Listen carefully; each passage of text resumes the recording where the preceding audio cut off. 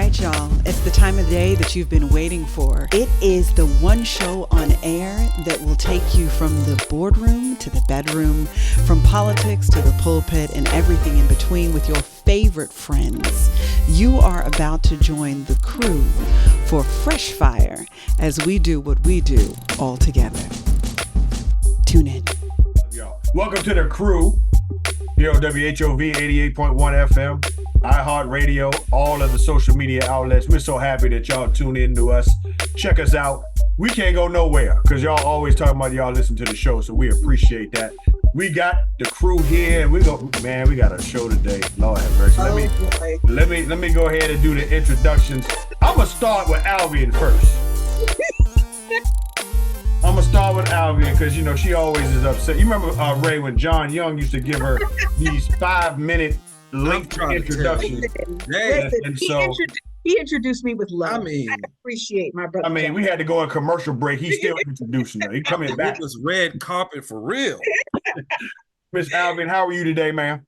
I am good and grateful and excited about this topic because we got to talk about some stuff.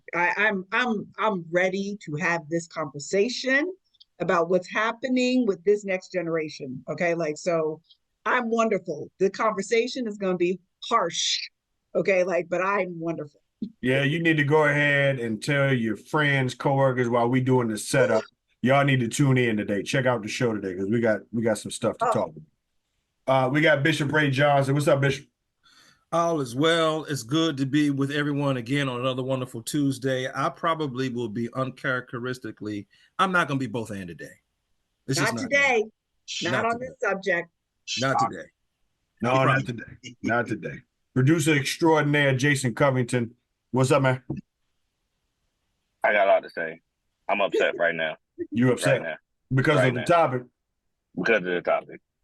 Mm-hmm. All right. Well, we'll hear that a little bit later. Last but not least, Commonwealth attorney, but here he's Ton. He's our content creator as well. He the one that's got us all upset because he brought up this topic. So we just got to talk about it. Mm-hmm. Anton Bell, what's up, man? What's going on, man? Hey, we like to deep dive into things that people are talking about or they should be communicating about. And this is one of these topics that I think the public, they are aware of it, but they need to see how deep this thing really, really goes. So yeah, it's going to be one of those topics. Well, you the content man, set it up for us, man. Tell the folks what we talking about today. Well, okay, so it's involving the school system, and in our area, we're already dealing with some ramifications of some things that happen in a classroom. But yet again, here is a student in a class, and this time it is a middle school student, and he is a viral video right now on all of social media, news, and so forth, in Winston-Salem, North Carolina, and it happened in a magnet school at this. The teacher is a Caucasian female, could be seen sitting down at her desk, and this student is cursing her out, and he goes up to her and she's just sitting there quietly, politely, and he slaps her. What I would call pimp slapped her in her face. And you can hear the oohs and the ahs from the students in disbelief that he slapped her. And after he slapped her, he cussed her out and then said, and she's just looking at him like, wow. And he says to her, "You want me to slap you again?" As if the first time wasn't already horrific enough. And she said, "No, I wouldn't want you to do that." And he said, "You want me to slap you again?" She was like, "No, I'm not inviting you to do that." And he hauls off, he takes it way back and slaps her so hard in the face, her glasses went flying across the room. And her hair completely covered her face. Completely. Completely. And so this teacher, again, just sits there. She takes it like a G, y'all. And she just sits there. She doesn't raise her voice, nothing. And again, they're videotaping it, and he curses her out. And, calls her all types of female dogs, and just curses her out. And then the video is gone. Well, the police and the DA in that jurisdiction said, "Oh, you done bumped your head this time. We're sick of how our teachers are being treated, and they are saying this. We are going to make an example out of you." You. Now, Yep. here's the problem, y'all. Mm. As if that wasn't already the problem. There are layers to this because this is a Caucasian female and this is a Black child. And we're all familiar or probably heard of the school to prison pipeline. Right. Mm-hmm. And we've all said that is unfair for the most part. I mean, some may have said that they don't see a problem with it or don't see that it exists. But I think those of us who are intimately connected to the school system and to the court system have seen some patterns of discrimination or seen some patterns where African-American students are treated in a more criminal nature versus their Caucasian counterparts who may just get an administrative discipline or may not get a discipline at all. Mm-hmm. However, in this case, those who may come and say, well, this is another example of prison or school to prison pipeline, or you go kick rocks. Because I'm sorry, no teacher 100%. should ever have to deal with a student smacking 100%. them in their face. And not only smacking them in the face, smacking them twice in the face in front of their other students, which now gives them the impression that it is okay to do this type of behavior. So that's what's going on. They said they're going to make an example out of him. He's been charged with 3 misdemeanors, and they're going to make an example out of him. He's in North Carolina. They're going to make an example out of him. And good for him. So what are the misdemeanor? Like, to me, that ain't enough, in my opinion. But let's just have this conversation. So, Alvian, you've been in you're a former educator. You've been in the schools. Sure was. What was your initial impression after seeing this video? I see. You could not pay me enough to endure that kind of assault. You couldn't pay me enough. On top of that, I am not saved enough to have not gotten out of my chair. When I saw that video, I knew without a doubt that woman knows more Jesus than I do, because there's no way I would have stayed in that chair after the first one. And the fact that he was walking up on me, I'm not going to let you stand over me in the first place, because you have the physical advantage, and anybody who has ever fought understands, do not get caught sitting down when somebody is the aggressor, right? So he would not have even gotten that close to me, and I would have still been sitting. So I know the Jesus I know has yet to deal with that part of my heart, and I don't think that that's going to get resolved before he comes back, because there's no way. And then I thought to myself, what would I do if I found out one of my children There you go. had done some mess like this? You wouldn't even have to worry about the court. Technically there would be a court case. It would be for child abuse, because by the time I was finished with my child for behaving like that, we would be in court, because they'd be questioning whether or not I was a safe place for him to live. Now, to the next part, and then we'll stop because I don't want to take up everybody's stuff, but you already know what's happening in that household for that child to have done that in the first place. And that's what Anton and I used to go around the entire city of Hampton, having conversations, courageous conversations with the Commonwealth, because the stuff we don't deal with at home always ends up spilling out into the streets. And those streets are our schools now. What educators are having to navigate because we won't parent is absolutely obscene. So I'm with Anton on this one. Good for him, because if somebody doesn't do something here, you're going to find out how he has nearly beat to death his significant other, because nobody interrupted this cycle that there's no question about has some very deep and wide violent roots in terms of exposures for this young man. That's real. And Jason, I want to come to you next, because I know you work in the school system currently as a guidance counselor.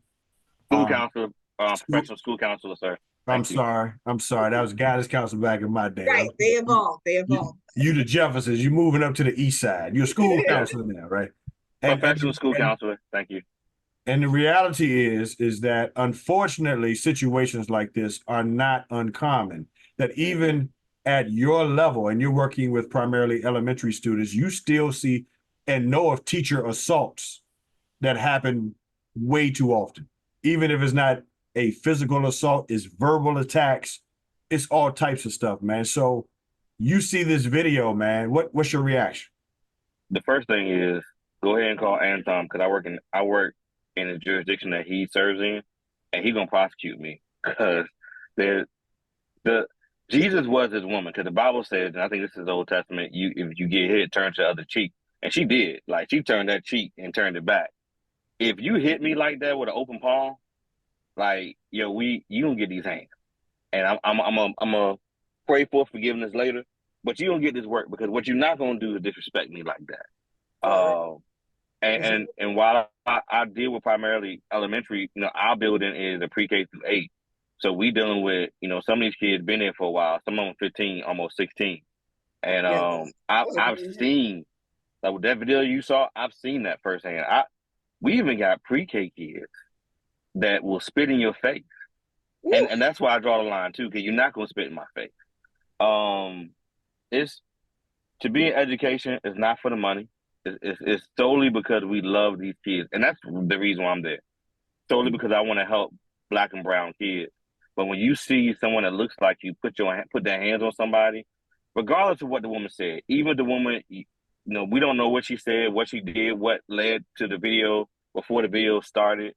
Even if the woman talked about the boy mama, the woman didn't put her hands on him that we saw. So to me, you don't hit a female anyway. Mm-hmm. But like to hit her with that vitriol, my wife was in education for almost 16, 18 years, something like that. When she came home and said, babe, first of all, if they called me and said somebody put their hand on Michelle, once again, go ahead and call Anton because I'm going to jail. It's a really rough time to be in education because we get hit with so many different things. We treat it any kind of way. We underpaid, we overwork. And to see that video, it did elicit a very strong response from me of anger and frustration because the unmitigated, as my dad said, the unmitigated gall that young man had to walk up on that woman and put his hands on her. Like, I mean, said, somebody need to put their hands on him because you don't do people like that. You just don't do it. No, you don't. Ray, what's up, man? Talk to me. My years of experience in education and youth ministry, I think I served as a youth leader for 5 years, youth pastor for 5 years, was a department head at a Christian school and academy in a department. And I'm very well versed in working with young people and working with families. And what you're seeing, as those of you who will watch this video, as Jason has put it in the comment section, is a continued progression of a lack of reverence and respect for lines of authority. And we'll get into some further discussion about this, about what's going on in homes and how young people have evolved over time. But when I saw the video, it further confirms my decision. My wife wanted me to go back into the classroom a couple of years ago, and I refused to do it. And I said, the only way that I would teach again is if I teach at the university level. And so, and not even with undergrads. You and I, we're involved with working with graduate students and those who have a level of maturity. Because of what we see in the video, there is a lack of restraint with this young man. And to even make matters worse, when you watch it, not only do you see the lack of restraint, but you see a bravado that has not necessarily been seen before with young people 15, 16, 17, 14 years old, where he is egged on by his classmates and continues to be the aggressor in this situation. In a moment like that, the only thing that can happen, and shout out to the law enforcement there in North Carolina, but the only thing that can happen is this young person has to be made an example of. And in many instances, if you see something like that, let's just come down to the neighborhood level and put between two people on the same level, and he happens to be a bully. The only way that the bully is going to stop bullying you is that you have to pick up something. You have to meet force with force, because I don't want anybody to think I'm an advocate for violence, but I am an advocate for defending yourself, and I am an advocate for taking a stand, if you will. Now, this ain't Florida and stand your ground laws and all that kind of stuff. What I'm simply saying is, in order for an aggressor to understand that this is not going to be an aggressive moment where you're going to continue to take advantage of me like this, is you have to make an example out of them, and you have to meet some force with force. And what we saw in this video, shout out to this teacher. She handled this extremely well in regards to, maintaining control of her emotions, maintaining control over her physical response, and allowing the proper authorities to handle this. All of that's well and good, but it doesn't teach the lesson that this is not acceptable behavior, and that you cannot treat those who are in positions of authority this way without a proper response. I would not have been able to handle that. I know Ray Johnson. You know Ray Johnson. It wouldn't have happened. And me and that young man would have been in some fisticuffs, and some desks would have got to moving in that classroom, which is why I don't need to be in any middle school or high school today. And I understand that. Yeah, that's facts. And I think all of us, our blood is boiling after we watched the video. And again, as Ray said, if you haven't seen the video, go to our social media pages. The link is posted where you can see the video for yourself. It is absolutely outrageous and disgusting. And Todd, going back to you, man, real quick, from a legal perspective, if this happened in Hampton, where a student did this and it's on video and it comes to you, take us through the process of what you would do in a situation like this. What kind of charges? How would this play out? But see, here's the thing in Virginia. In Virginia, the juvenile justice system is set up to rehabilitate. And so it's not punitive in nature. And so even if he would have gotten, let's say, charged with assault and charged with, in this case, he got charged with 2 counts of assaults and 1 count of communicating a threat. He could have been charged with some similar in Virginia, and maybe even disturbing the peace because it was a public place. However, again, in order for you to be, let's say, sent up or sent to the Department of Juvenile Justice, which is like their juvenile prison, you have to have been convicted of a felony or convicted of 4 misdemeanors. 4 misdemeanors could have come out of this situation. So it's possible that he could have been sent to the Department of Juvenile Justice. However, it's for an indeterminate time. So once you get up there, and let's say you are up there for a few months, if you stay out of trouble, they may very well send you right back down and send you back into the community. And so that's it. And that's the way the system is set up in Virginia. That is the way it's set up. And here's the thing about it. It's set up that way because typically the thinking is incarcerating juveniles is going to actually make the situation worse, because they are away from family, they're away from support system.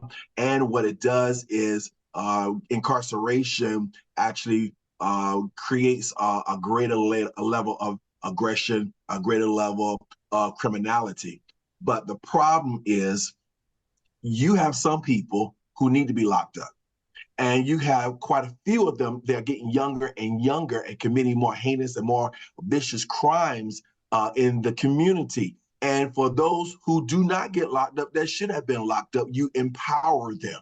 And when you empower them, the unfortunate part is they may go back out there, and most times they do, and commit more horrendous or worse type crimes.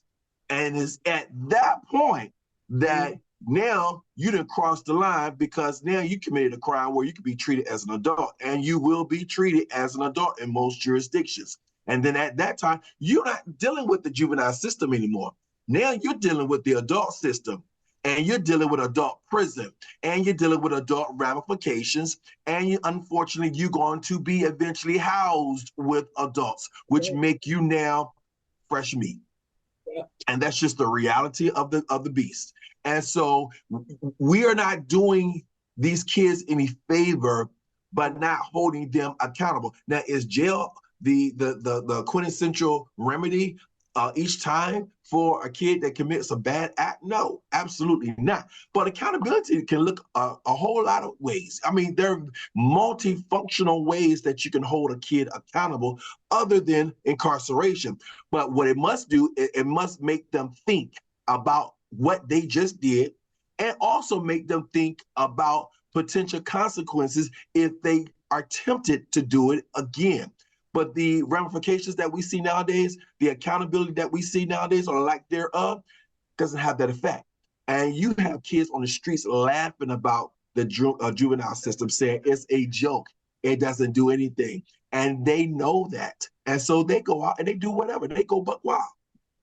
No, and I agree with that. And I'm going to say something here, and maybe I appreciate the eloquence of all of you all, but this is why I got my hat on today, because I got some things I need to say. I was waiting for this. I need to say. So you want to turn it backwards? No, I'm gonna keep it up front today, because you got another segment that I'm gonna turn my hat on backwards on that one. So where we are now, and looking at Jason and looking at other educators, and I have conversations with my youth and young adult pastor, because he substitute teaches a lot in the schools for this reason. He wants to be a role model, going to the places, and he tells me horror stories every single day about the experiences that he has. And he usually goes into middle school. And he said to me one time, if a parent just substitute taught one day in a school for them to see all that goes on, it would completely change their view. See, here's what we're dealing with.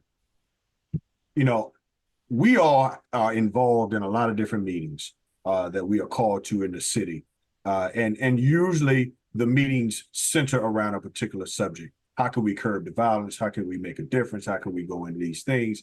And what we all know is true is that churches and schools and communities are only as strong as the families, right? And if the family is jacked up, you're going to see it spill over into the schools, and you're going to see it spill over into the churches. That's just a fact, right? So we know, without even having to go into somebody's house, how jacked up families are today, because all of it is coming out into the schools and into the communities. And for us as Black people to be able to raise our hands and act like it's always somebody else that's doing it, y'all need to shut your mouth, because here's what's going to happen. What's going to happen is all the good teachers are going to quit. And then what you're going to end up in these public schools is a bunch of substitute teachers who ain't got no credentials, who on 3-year situations to get a degree, and they halfway coming in. And the only reason they there is because they need the money. And they'll just substitute teach for extended time because all the good teachers are tired of dealing with bad kids. So if the kids are going to stay bad, then maybe Ton, maybe Alvin, maybe kids shouldn't come to school no more. Now, I know some of y'all don't want to hear that, but I'm tired. Listen, if we're losing good teachers, right? And there are kids who are going to school because they want to learn.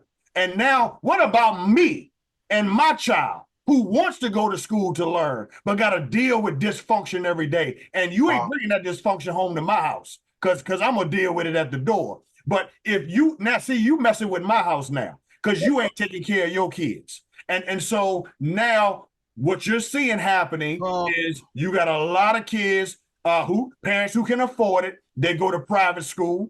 I was going to say right? that. They leave the public school and they go to private school because they don't want their kids dealing with kids whose parents don't know how to raise them. And what you're going to end up with in public schools is a bunch of people who are checked out, who are tired, who are there just for the check, and they ain't caring nothing about the kids no more. That's where we're headed. So for me, if you don't want to be at school, Stop courts. I'm sorry, Ty. Stop courts mandating that these kids go back to school. They don't want to be there. So you messing it up for everybody else that wants to learn. If you don't want if that kid don't want to be in school, family, you figure out how to educate them. You sit with their high pots every day and see how hard it is to educate your own child that you refuse to parent, because otherwise you messing it up for everybody else. Man, half of these kids are running their houses. That would be too much like right though, Kev, because now you're putting the responsibility back on the parent where it should have been in the beginning. But what people do is they make excuses for poor parenting. They'll say stuff like, there's no such thing as a bad parent. You don't know their situation. You don't know what they're going through. Guess what? That child didn't have to come into this world, and that child didn't come into this world through osmosis. By themselves. That child came into this world because you laid down and had that child. So now that you laid down and had that child, you got to deal with the ramifications of having that child. Now, here's the thing. I don't have no problem with support. We need to give parents all the support that they have and they need in order for them to be successful. I agree 100% with the village. I agree 100%. However, at the end of the day, the responsibility starts with the parents. It starts with the parents. Now, please tell me somebody who feels so emboldened and confident that they can go to school and pimp slap their teacher not once, but twice, and don't think that they're going to have some issues when they go back home. Because my mama ain't gonna do nothing. You already know that the reason they have no concern for that is because that is what's normal in their household. You already know. Because see, kids who are raised properly, they're not even worried about law enforcement. No. They're worried about their parents finding out. Okay? They are like, they would rather you call the cops than their mom and dad find out what had just happened. So they're raised different. And to be honest, when you raise really good kids, it's not even about the fear of violence that you're going to kill them, none of that.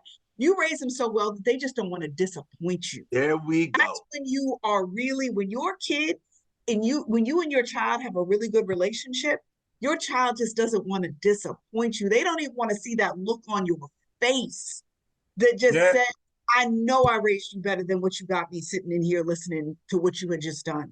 And so listen, all of us parents are out here in these streets trying to make it work. Okay. Like nobody's trying to say that there are any perfect parenting manuals and there are any perfect parents and there are any perfect kids.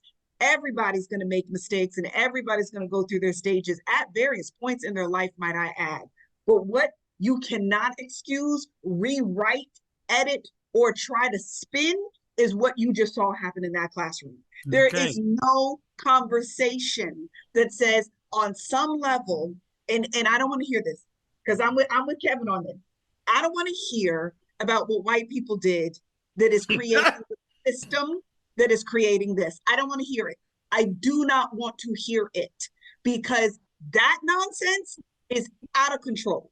And like there is no white person who's responsible for your kid behaving like that at school. There is not. I don't care what you say. And even if that teacher called that boy the N-word, that would not change the fact that what happened was absolutely unacceptable. All that needed to happen is somebody videotape the child having a conversation with the teacher about the fact that you just called me the N-word, same thing, so that the proper consequences for the teacher could take place. But there's no situation that would justify, no system argument that is going to justify the abuse that teacher just endured in a classroom, okay? Like a classroom. We're not talking about an alley at 3 a.m., a classroom. And the teacher did not call him that N-word, just for the record.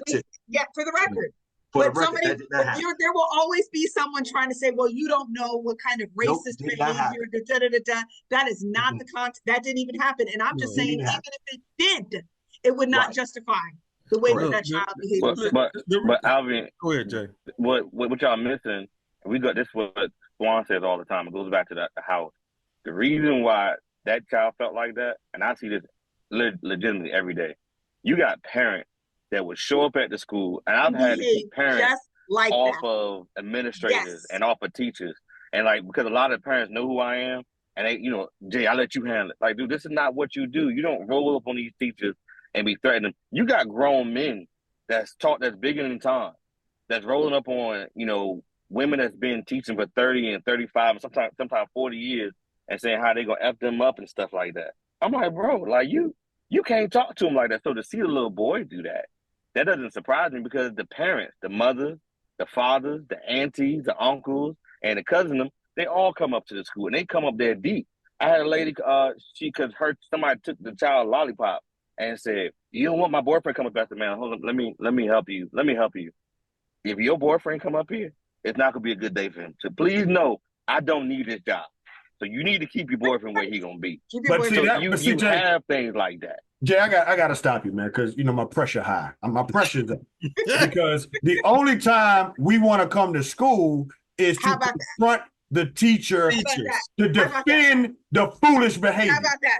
How about we come to the school like I did when I know my child, because I see my child at home. So when the teacher said my child was acting up, I said, you absolutely right. Because what he did there, I saw at home. And I took his high pots in the bathroom of the school, and we had an anointing service. There was a laying of hands ministry in the bathroom. So why are you coming to the school to defend your child when you see your child every single day? Because they getting all their stuff from you. That's the problem I got, man. And so again, if you ain't willing to change the behavior and correct you, then maybe your child don't need to be there. Straight up. You raise your child. You homeschool your child. And then you can raise your child any way you want, but you ain't gonna come up in here and mess it up for everybody else. That's just where I am. Therein lies part of the issue. And I know Albion is being very gentle and very kind by saying we all parents are out here to do the very best that we can. Ain't trying to hit that either. And all of that kind of stuff. But see, for the first time, I would dare say for the first time, when you see this progression that I've talked about of a constant and continued disregard for lines of authority, perhaps for the first time, what we are looking at are parents who do not know where the lines of authorities are themselves. Parents who do not necessarily understand what's appropriate and inappropriate themselves. Parents who may not necessarily understand what is good or bad themselves, which is to say, for the first time, maybe we have to look at communicating to parents and children at the same time. And I know that takes us into a whole nother conversation. And I know that kind of rests on some of the community. And I know Todd is going to come for everybody on this one. But what Kevin and I can tell you is that when we tried to hold these sessions together in communities to actually talk about the improvement and the betterment of the household, of what works, what doesn't work, what's good, what's bad, our sessions are empty. They are absolutely empty. So the only thing that I think is going to bring about some change, Ton, on this is there going to have to be some consequences. He's going to have to end up losing some, being put out of the school system, not being able to go to school anywhere. I agree with Kevin. Keep them at home and let there be some time where there's an impact of this kind of individual. We're speaking specifically on this particular instance, this kind of behavior that is not allowed to participate in the educational process. And when everybody feels the pain of that enough, maybe there will be some change. And why now with the advent of technology, you can do school from home? Yeah. I'm just sorry. Look, back in the day, maybe you could have that argument the child needed to be in school and needed. No, you don't now. Yeah. No, you don't now. We just did 2.5 years of kids at home. Like, listen, I'm sorry. We got to get to the point where going to school is not just. I mean, no, we can't have this. We're losing. There's no fear of God, no fear of man, no fear of parents at home in the house. But what I mean though is, how can we no longer? I'm sorry, Anton. I'll come right back. But like, what? You remember back in the day when kids were bad, and I mean back in the day, like this actually predates us, most of us in this. But like when you got in trouble back then, like. You went to military schools, you went to military programs, you went to things that these people are going to tighten you up. If your mom and daddy aren't going to tighten you up, these folks are going to tighten you up, and you can't go home. So there's no getting out of this. You're going to have to deal with us grown folks, little boy. So like, what happened to, forgive me for my ignorance in history, but like, what happened to those kinds of programs that allowed for that level of, there is going to be structure like you've never experienced it before, military-like structure for these young adults? Go ahead, Anton. Culture got rid of it because culture got softer, and culture said that you could not say certain things to them. You could not discipline them by making them do push-ups, or you couldn't discipline them by making them run. So culture got softer, accountability got lax, and what you have now is a generation of wimps and punks that put their hand on women. Because let me tell you something. If that had been a Bruce Smith lookalike sitting in that chair when he had all that rage and all that anger, I promise you, he would have thought 3 times before he would have even thought about coming anywhere near him to smack him or to put his hand on him. He knew that that woman was not going to fight him back. And he knew that he had the advantage physically. And so that's why he did what he did. It was a punk move. He would not have done that with a dude. I just don't believe it. And you don't, you don't hit women like that. Hold on, Jay. You don't hit women like that unless you've seen it. Period. Yeah, you don't hit women. That's what I'm saying. That's what I'm saying. You saw that somewhere before. Women, guaranteed. Yes. And so we got to pivot real, because I know, look, we are my pressure up, but I know there's another part of this time that you wanted to talk about, because there's a similar situation that is right here in our own backyard that the courts are dealing with right now. Yeah. So last year, there was a 6-year-old who took a gun to school that they got from their parent. The parent said the gun was locked up. However, a first grader, 6-year-old, got their hands on it somehow. And she said he got the keys and went and unlocked the box and got the gun out, took the gun to school, and had the gun throughout the day. There were multiple individuals who knew he had the gun, and they alerted the administration, particularly the vice principal, that this young man had a gun in his possession. And according to the allegations, because now I'm getting ahead of myself, but there are now allegations that the vice principal disregarded each person that came to her to tell her that this young boy had a gun. Well, at the end of the day, before the school was over with, young man pulled out the gun, shot his teacher, shot her straight up in the torso area, and put her out. And she lived, but she, no longer teaches. I'm sure she's probably out on disability or whatever, and she's now suing the school system for $40 million. And here's the bigger problem, bigger than that. The bigger problem is this kid had been an issue for quite some time. I'm talking about violent episodes where he had just gotten back to school for a violent situation. And he had a what they call it when they put him on some type of IEP. We'll say it again. They have IEPs and 504s. I think he was on an IEP. He had an IEP. He had an IEP which mandated that the mother would always be there when he's in school. So a parent had to be in school with him at all times. Well, the mother didn't come to school that day. And so he was unescorted on that particular day by a parent. And he shot her. And after he shot her, it is alleged he cussed her out. Yep. He didn't just shoot her. He stood over her and cussed her out. And stood over her and cussed her out. And the gun jammed with 8 bullets still in the gun. Now, let's fast forward. Recently, a special grand jury has indicted that vice principal for 8 counts of felony child abuse. And they indicted her for child abuse for each bullet that was in that gun. They indicted her. Yep. That's where we are. Yeah. Hold on. Say that one more time, Tom. The grand jury indicted the vice principal. Yes. They indicted the vice principal for felony child neglect because they said she knew that there was a threat in that room because she had been told multiple times that there was a threat in the room. And let me tell you this, I have heard since then some information about even when the shooting went down. Apparently there was a parent in the office area with a student that wasn't her student, and the administrator and the vice principal, they were in their office. And when the gun went off, it is alleged that the vice principal or the person that was with her shut the door, didn't let the woman and the child that was in the office in the room with them, but shut the door. And the woman had to find some kind of covering or hiding place for the child, told the child, go hide somewhere. So it was like me, myself, and I.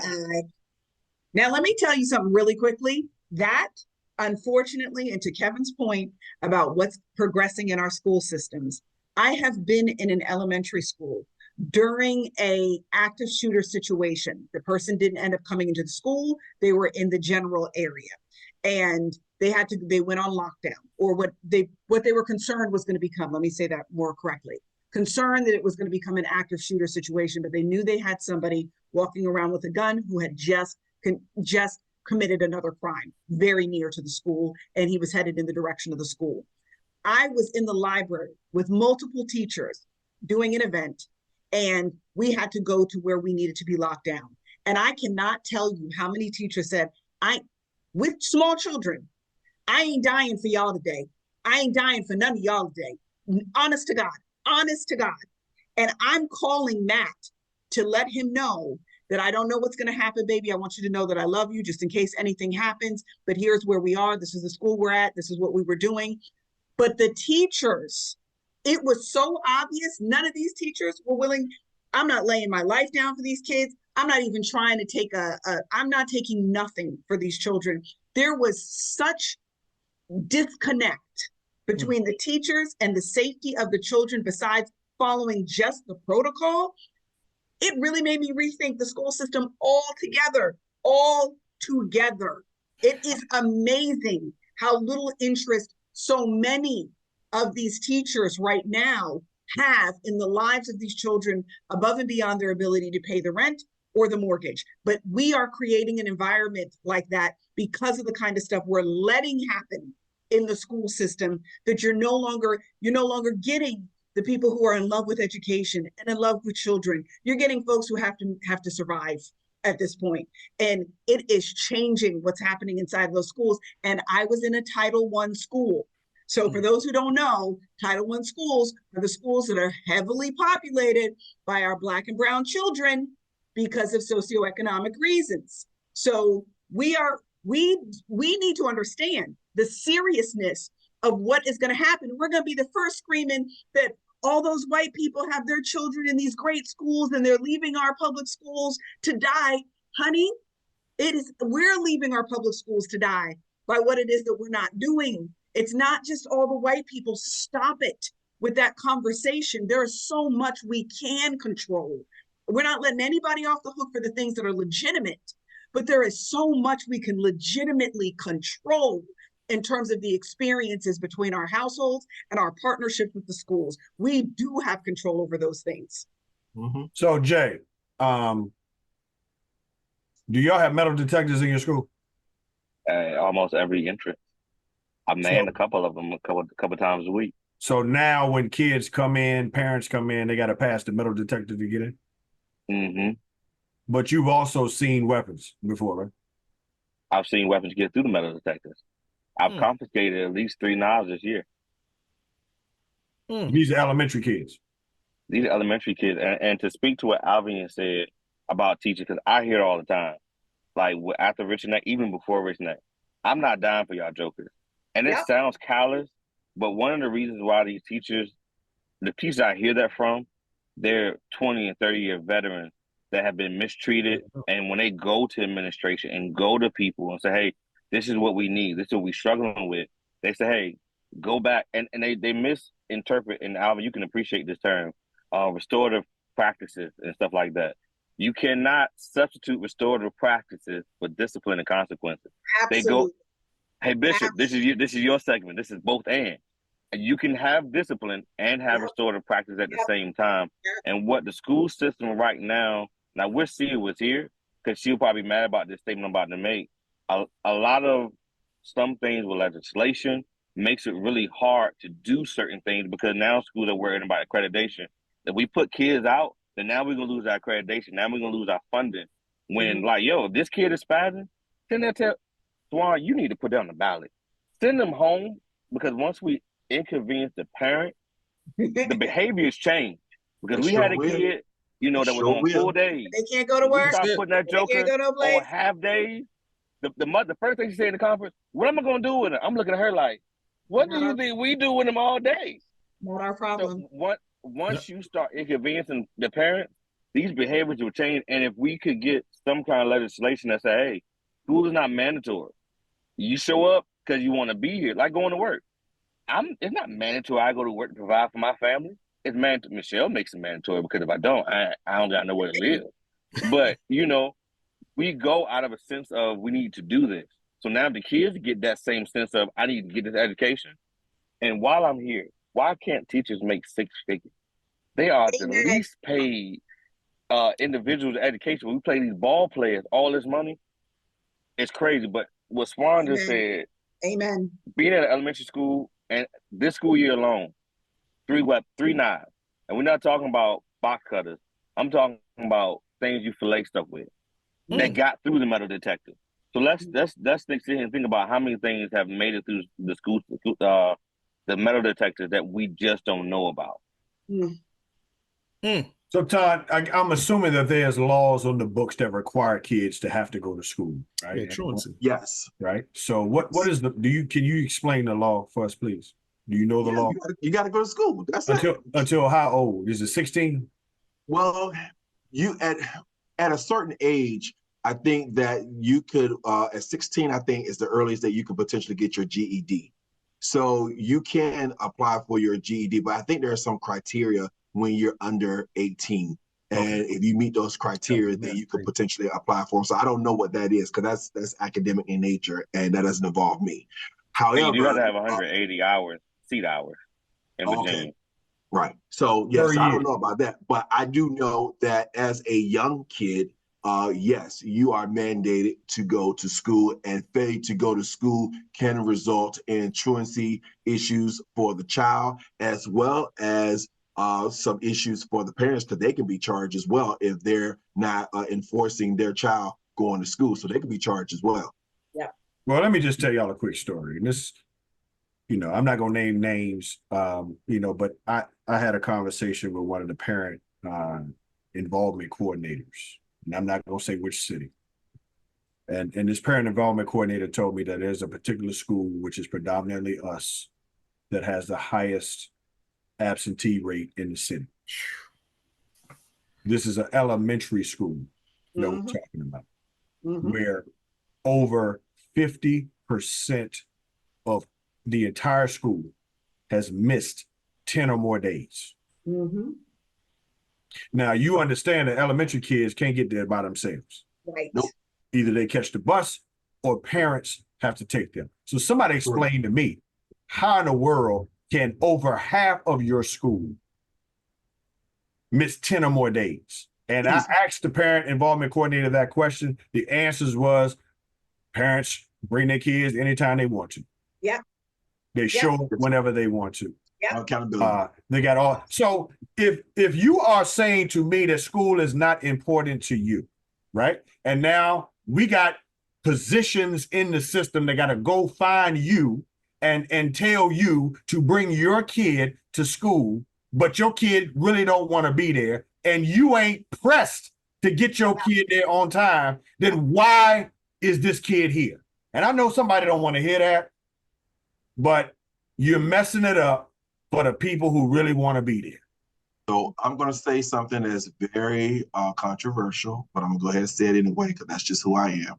And I always say, if you want to know what a kid's home life is like, for those who get arrested for some of these violent charges, come to court and the parent has to show up, before they can do anything as far as proceed with a trial or a hearing. Come to court, and as soon as you see the parents, you'll realize what's going on. Because unfortunately, they will tell on themselves in every way. And I mean behavior, dress, what they say out their mouth, everything. They will tell on themselves. And I had one case where a guy shot at a police officer, and he was in his early 20s.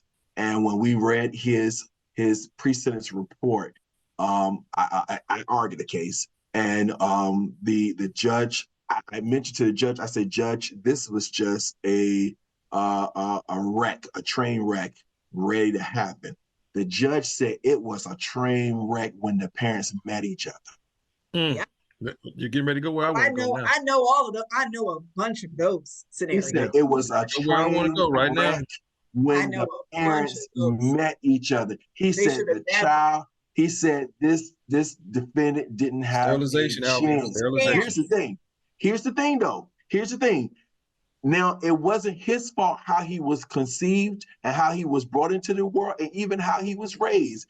But it was his decision when he went out there and tried to shoot that police officer, and he's gone for life. Because see, I'll play that. When Anton Bell would send you to jail. Yeah, that's what I would do. And when you went to go shoot a police officer on a routine traffic stop, all he was doing is a routine traffic stop. And because you had warrants out for something stupid, you pull out a gun and you shot the police out, and it hit the vest. It hit the vest. I'm like, oh, you can't come back out here no more. You can't come out to play no more. Everyone, you can't come out to play no more. So that's how that was. You can't come out and play no more. No more. And here's my point real quick, Ray, and I'll let you go. So then why do we hold schools accountable for the absentee of the student?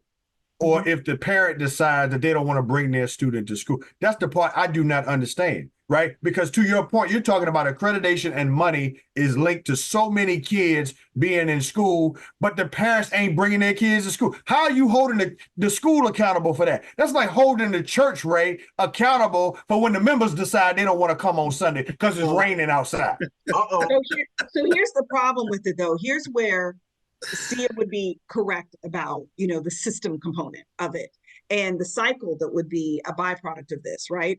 The issue is, and you guys all know this, if you are not reading at grade level in third grade, that is how the state is determining how many beds they're going to need in jail. Because the less educated people are, the less options they have, the less options you have, the more likely you are to find yourself in a life of criminal behavior, because everybody is going to survive one way or the other. So I will either survive as a positive contributor, or I will survive on the breaking into your house if that's what it requires. So the problem is that if we don't have something to do with these individuals so that they could potentially be positive contributors when they get older, we're going to spend money on housing these individuals later on. That's where your tax dollars are going to go. So, which goes back to my question about, we need to be revisiting these programs that are helping to ensure that you are dealing with militarized folks that ain't scared of you whatsoever, young man. Okay. And you are going to learn one way or the other today how you're going to conduct yourself. If your mama can't teach you, we about to teach you. And you will stay away from home. You will visit, your parents can come visit you on the appropriate, parent weekends, but we're going to change this thing right here because we're not doing this in America. So you're going to learn some basic skills so that we are not going to have to spend more money housing you later because we didn't invest in you early enough. So there has to be something besides them staying home, because as soon as they hit 12 and 13, because some of these are bad behind girls. Now they pregnant at 12 and 13, and we're just repeating this cycle over and over again. So we have to do something to intervene. Otherwise, the system is going to eat these children alive. But it is not the system's fault that parents aren't parenting, but the system is going to have to get involved to ensure the overall, America. And Alvin, I 100% agree with everything you're saying. And I don't want the listening audience to think I'm just for kids sitting at home. I am not. What I am for is what you just said. I think we're at the place where legislation, whoever needs to think more creatively about how we plan to educate our kids. Because under the current system, it's largely dependent on family involvement, family participation, and families partnering with schools to make the kids' education well-being successful. We ain't there no more. That model is broken because now parents are against schools for whatever reason, and you don't have the village. So it is not in, I don't believe, yes, it has to be a different way because it is not healthy for the kids who are in the middle or the kids who want to go to school for the good to be subjected to the dysfunction that they're seeing every day. Absolutely. And there so it is. There's got to be something else. There it is. Well, That's just the bottom line. You can give incentives. You can give comprehensive legislation to school districts when there are comprehensive plans that will encourage students who are being problems at school, if I can say it that way, to do what Alvian said, go to the militarized boot camps. And then there should be some reward for the school districts that are actually partnering with community that does well and helping both parents and kids at the same time. But then here is the last one. This is my bombshell. I'm going to drop on this one. Alvian and I have talked about this before offline. When you have repeat offenders that come back to your to see you, Anton, sometimes we have punitive damages that prevent them from being able to come back outside and play.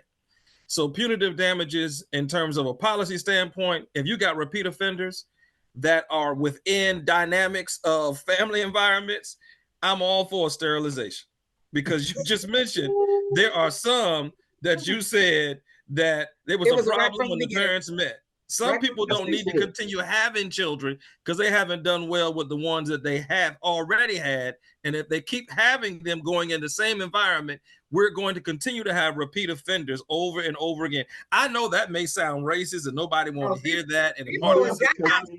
But it is what it is. Yeah, because see, here's the problem with that, Ray. We know in this racist America that will be abused. Yeah, guaranteed. We'll be extinct in 100 years.